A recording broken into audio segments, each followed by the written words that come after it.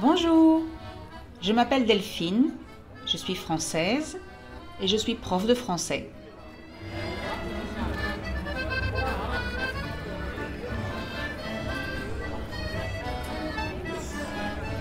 Je veux vous aider à parler mieux en français. Mais pour parler mieux, il faut aussi écouter et comprendre. Alors bienvenue à French to Go, un podcast tout en français où je vous parle de ma vie au quotidien.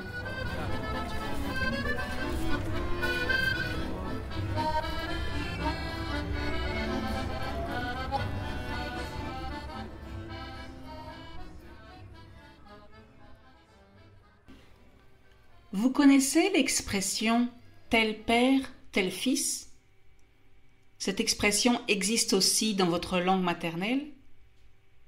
Vous êtes d'accord avec ça ?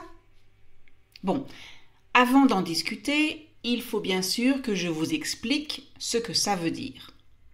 Le mot « tel » veut dire semblable, du même genre, comme.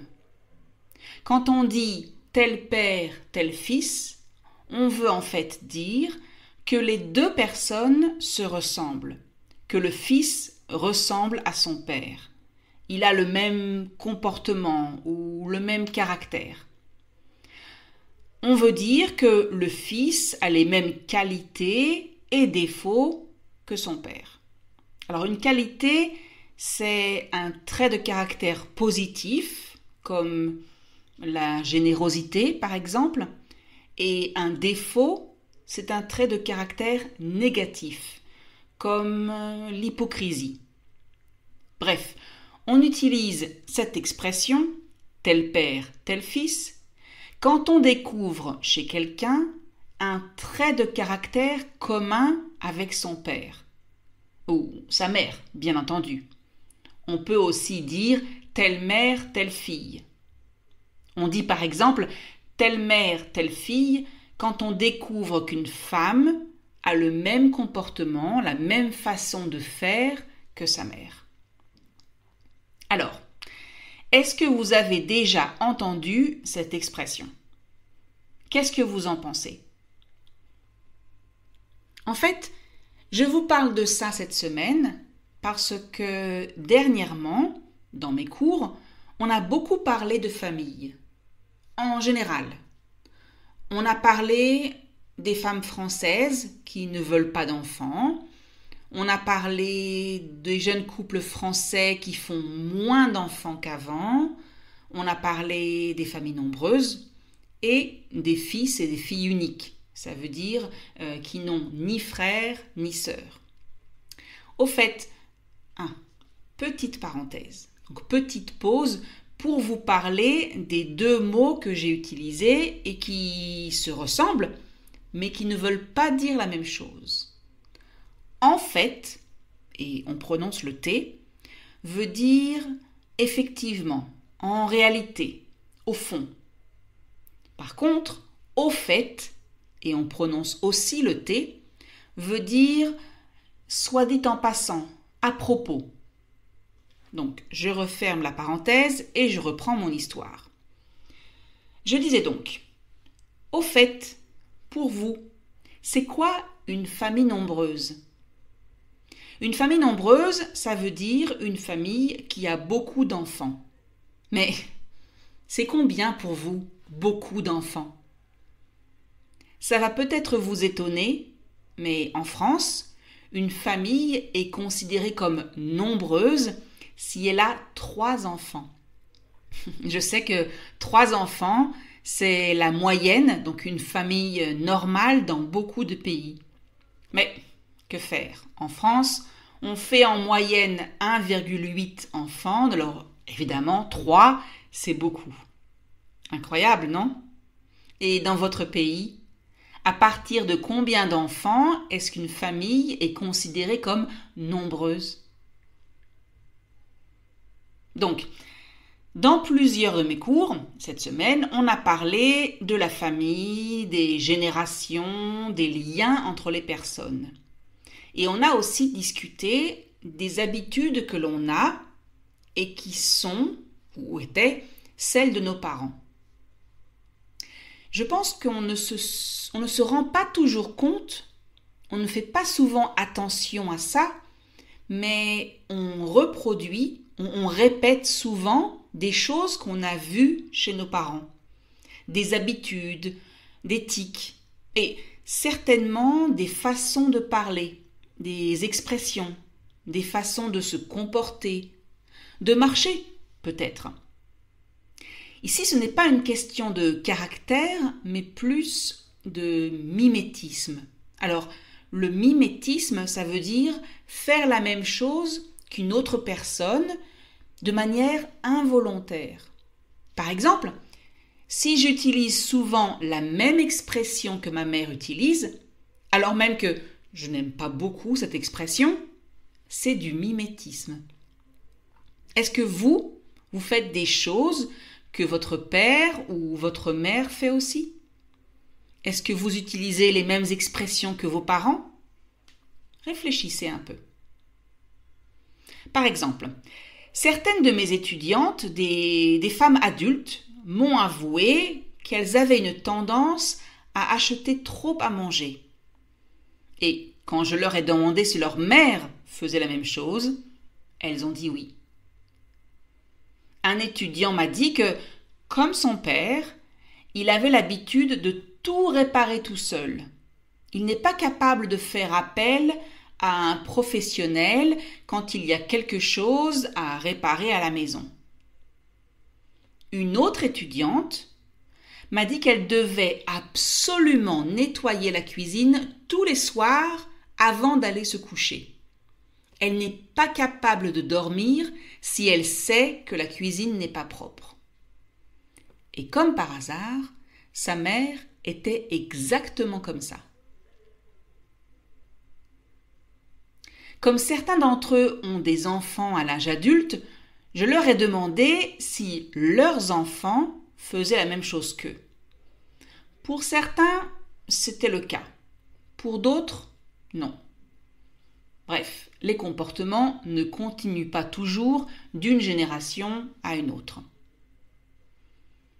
Je crois qu'en général, quand on arrive à l'âge adulte, on découvre qu'il y a beaucoup de choses qu'on n'aime pas chez nos parents. Une habitude, une opinion, un comportement. Et on essaie le plus possible de s'en éloigner, de ne pas le répéter. Mais, et oui, aujourd'hui aussi il y a un mais. Mais on découvre aussi, quelques décennies plus tard, donc des dizaines d'années plus tard, que sans le vouloir, on fait exactement la même chose. On dit exactement la même chose. Pourquoi? Bonne question. A priori, c'est parce qu'on grandit, donc on se construit en prenant les adultes qui nous entourent comme modèles. On apprend en copiant, en répétant. Or, les adultes que l'on voit le plus souvent, ce sont nos parents.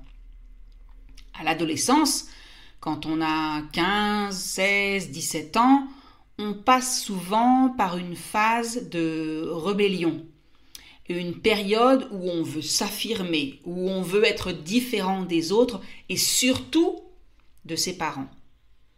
On veut être une personne à part entière, une personne unique.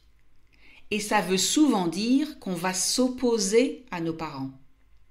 Mais ensuite, quand cette phase est passée, on reprend nos habitudes parce qu'elles font partie de nous. Cela dit, je viens de parler du fait de copier un comportement, une expression, pas de caractère. Et dans l'expression tel père, tel fils, on parle le plus souvent de caractère.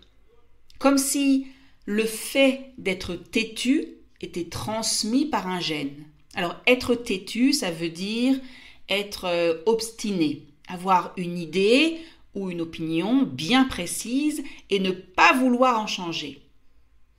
Alors, si un père est têtu, son fils le sera aussi? Si une mère est timide, sa fille le sera aussi? En raison des gènes, les enfants ressemblent à leurs parents, physiquement. En raison des gènes, les enfants ont souvent les mêmes soucis médicaux que leurs parents, les mêmes problèmes, les mêmes maladies. C'est évident pour moi et j'imagine que c'est aussi évident pour vous.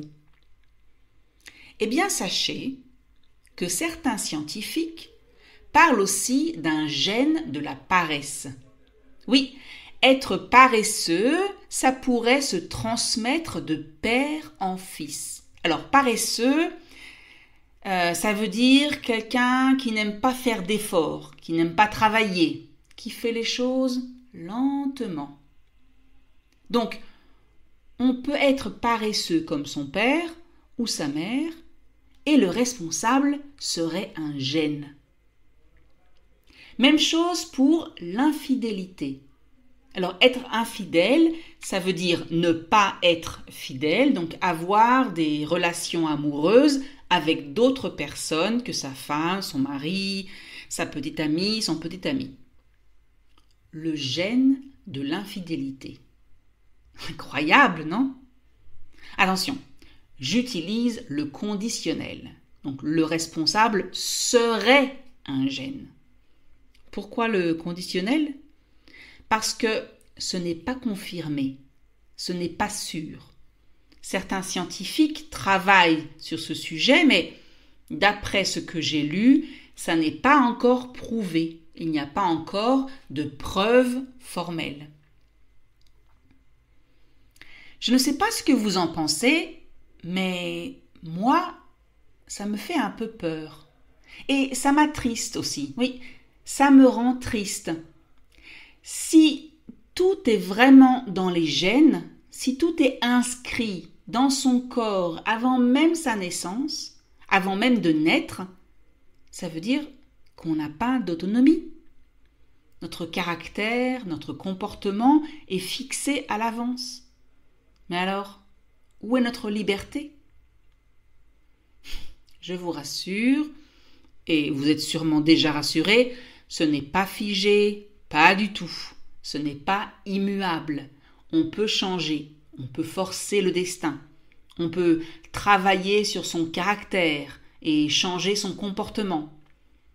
On peut décider de ne pas ressembler à son père ou à sa mère si on n'aime pas ce trait de caractère ou ce comportement. Les gènes, l'éducation, les premières années, tout ça, c'est important. Mais il y a d'autres choses qui font de nous un être unique, une personne spéciale, différente des autres.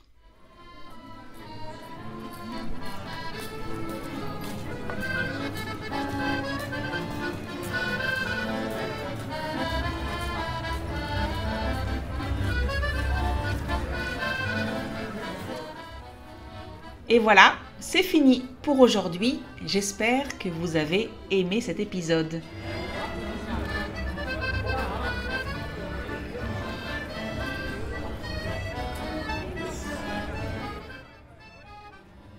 Comme d'habitude, le texte est disponible gratuitement sur www.frenchcart.com. Si vous aimez French to Go, laissez un commentaire, likez, partagez avec vos amis. Merci.